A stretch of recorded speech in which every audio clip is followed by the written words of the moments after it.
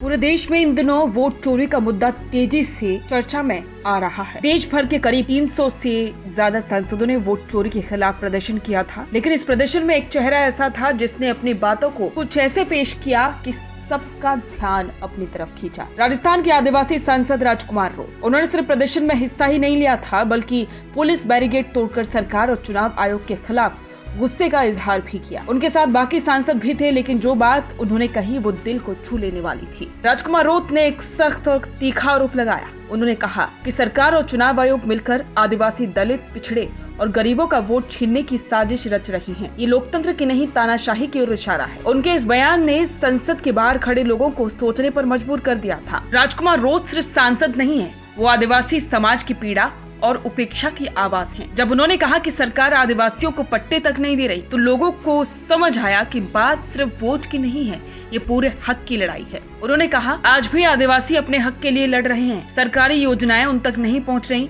और अब वो वोट भी छीने जा रही हैं। राजकुमार रोत सिर्फ सड़कों पर नहीं लड़ रहे, वे संसद के अंदर भी सवाल पूछ रहे हैं। उन्होंने देश की वित्त मंत्री निर्मला सीतारमण से एक सवाल पूछा था, आदिवासियों की सालाना आमदनी कितनी है और दूसरे वर्गों से इसमें कितना फर्क है। इस सवाल का जवाब इतना चौंकाने वाला था कि पूरे देश में हलचल मच गई। सरकार की तरफ से आंकड़े आए, वो वाकई में चौंकाने वाले थे। ग्रामीण भारत में बात करें तो एसटी का औसत मासिक खर्च 3,363 है और अन्य वर्गों का 4,642 और शहरी भारत में एसटी का खर्च 6,030 रुपए है और अन्य वर्गों का 7,832। राजस्थान की बात करें तो ग्रामीण एसटी का मासिक खर्च 3,384 रुपए है, ग्रामीण अन्य वर्गों का 5,238, शहरी एसटी का खर्च 6,065 है और शहरी अन्य वर्गों का 8,011। इन आंकड़ों से साफ है कि आदिवासी समाज आज भी सबसे कम खर्च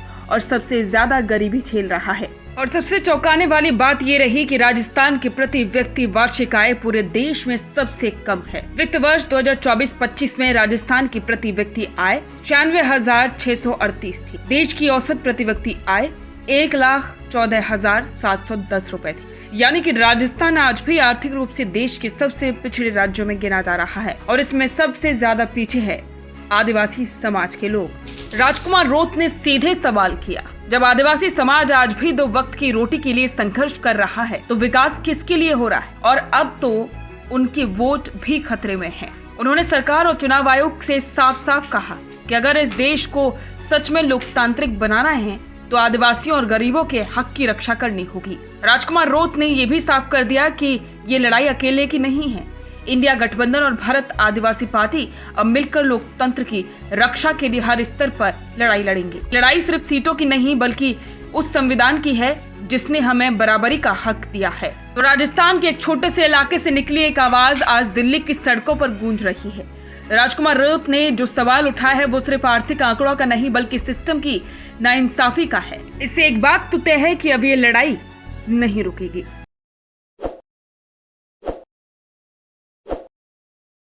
ताज़ा खबरों के लिए विजिट करें द फैक्ट इंडिया की वेबसाइट और डाउनलोड करें द फैक्ट इंडिया ऐप।